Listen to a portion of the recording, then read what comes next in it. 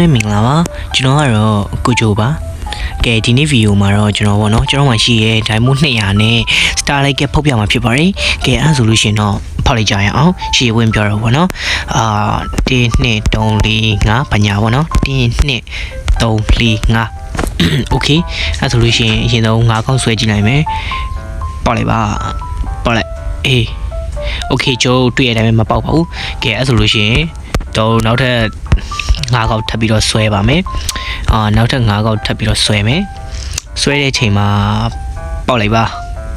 ဟင်းအောင်ကြီးငါ့ကိုမိုးတွန်းအောင်ခြင်းနေပြီ Okay အဲ့ဆိုလို့ရှိရင်တစ်ခေါက်ချင်းစီပဲဖောက်သွားမယ်ဗောနော်ပေါက်လိုက် No မပေါက်ပါဘူးကျွန်တော် Diamond တွေကုန်တော့ပါမယ်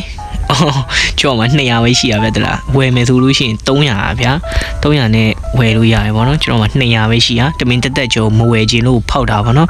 ဖောက်တော့ပေါက်လားဆိုတော့မပေါက်ပါဘူး what the fuck ရောက်ကြီးမလုပ်ပါနဲ့ကွာ Diamond လေးပေါက်လိုက်ပါဟို Diamond နဲ့ဖြစ်တဲ့ Starlight ကလေးပေါက်လိုက်ပါဟရောက်ကြီးငါတမင်တက်တောင်မှပဲမဝယ်ခြင်းလို့ဖောက်တာလေးကွာ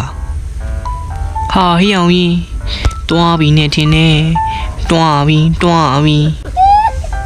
ဟာ